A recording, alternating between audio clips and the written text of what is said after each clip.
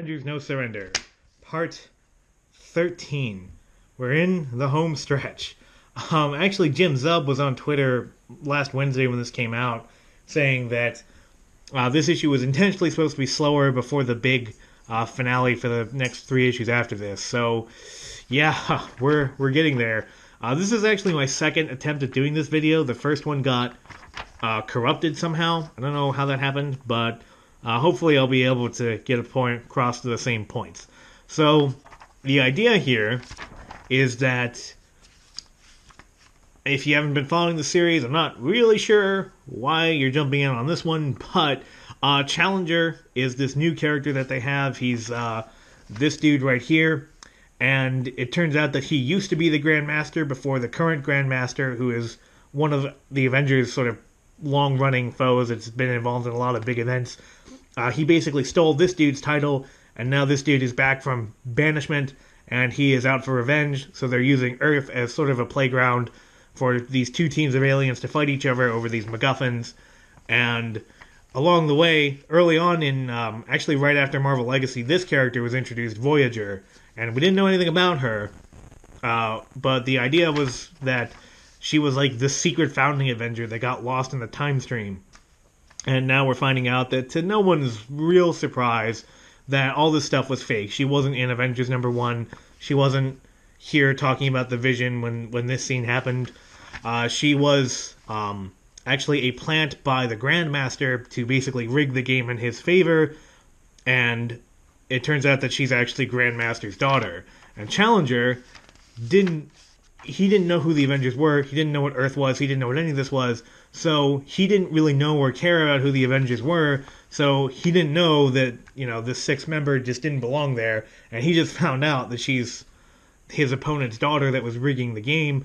And so he just told Grandmaster to BTFO by seemingly blowing him up, and is now out for revenge. So this is part 13. And if you didn't know all that, there's this part here. There's, there's my videos that tell you all this stuff. Hint, hint, wink, wink. But there's also, in case anybody is concerned, Voyager takes 2 or 3 pages out of this whole issue right here to tell you all of this stuff. It's like, this is part 13 of a weekly series. If you didn't know all this stuff by now, either wait for the trade or watch, videos on YouTube to catch up, because none of these issues so far have been written with this idea of every issue is somebody's first issue. It's been super decompressed. It's been very drawn out. It's very much written for the trade type of thing, and yet Voyager takes 3 pages in the middle of all this to catch you up to speed, even though realistically you really should already know this stuff if you're this far into it. And if you're not if this is for whatever reason your first issue, there's other ways to find out what's happened. So that really annoyed me when I saw this. And the really stupid thing is that it's sort of hinted that she tells the Avengers all this right here in the early parts, and yet later on she decides to tell them explicitly anyway.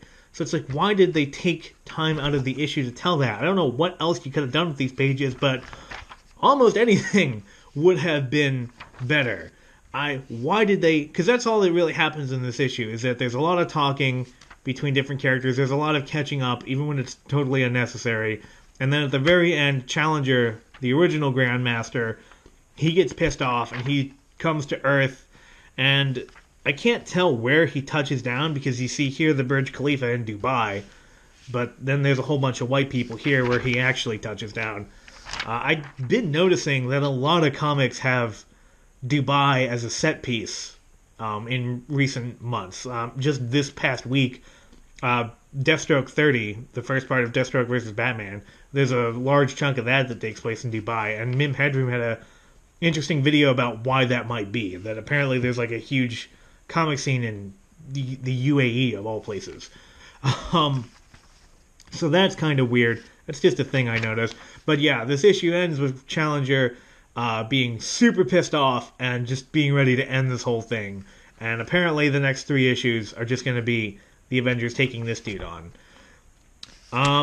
So what else happens other than Voyager catching them up? Well, Quicksilver realizes that all these Avengers that are the Avengers that people actually care about for the most part, that are being kept in stasis, it turns out that he can see these little blue things circling them, and these might be the things that are keeping them in stasis.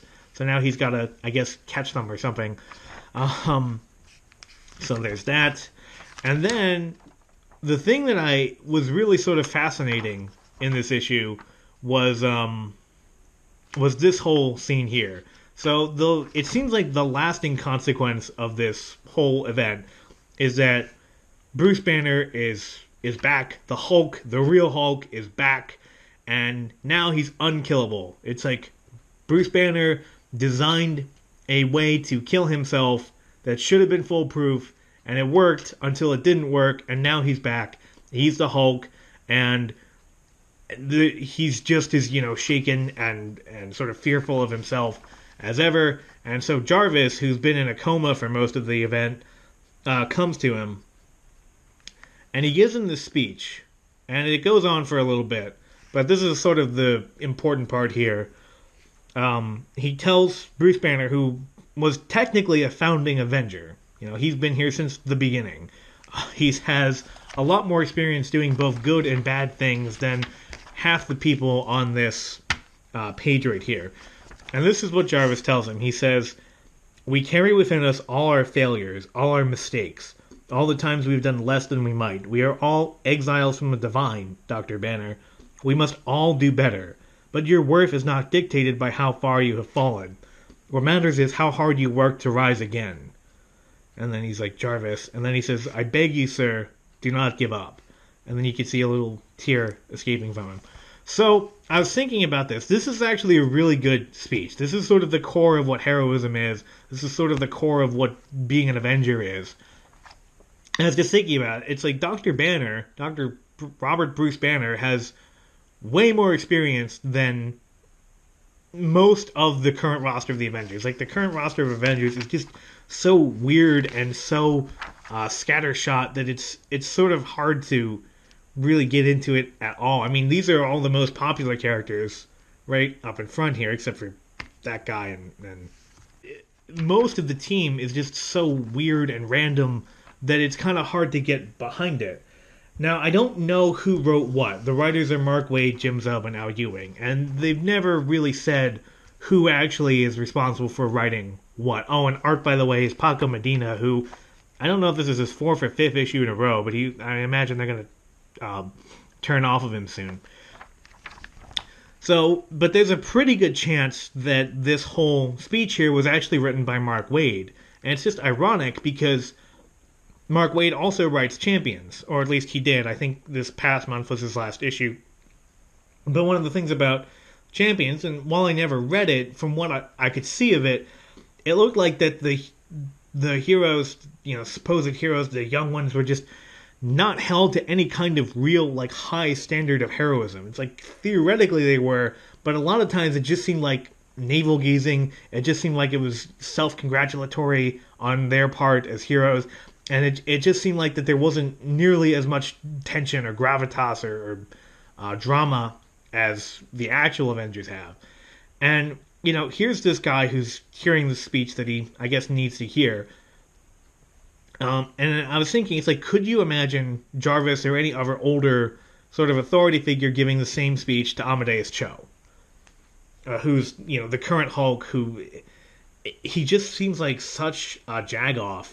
I mean, I know Amadeus Cho has actually been around a while, ever since at least the World War Hulk era, maybe before that. But he just seems like now that he's Hulk, that there's no sense that being the Hulk has any sort of responsibility that goes along with it. I mean, Bruce Banner always has to keep himself in check. He can never feel strong emotions, or he risks letting the Hulk get out. And as we saw in previous issues, the Hulk is a lot meaner now than he's been in a long time. He was perfectly in control as he was just pounding and smashing all of the Avengers. It's kind of weird that, you can get that the writers, I'm I would guess that Mark Waid wrote this. It could have been any one of the three writers, but I'm guessing that it was Mark Waid that wrote the dialogue here, because this seems like the kind of thing that would show up in Kingdom Come or something else. And it's just really funny that you can write a speech like this, and then in a book like Champions or other books that are supposed to be like the future at Marvel, the heroes are the only problem that the heroes face is that people don't, treat them with respect essentially because they're young. Whereas with Bruce Banner here, the main problem is how other people perceive him, but also the sort of standard that he has to uphold. Because if he doesn't keep his own power in check, and if he doesn't keep his own passions and desires in check, then people are going to get hurt.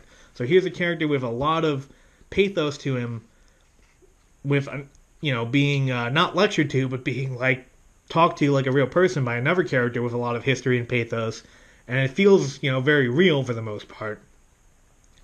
And then you look at the younger heroes that Marvel is trying really, really hard to push, and I just cannot imagine seeing them in the same situation.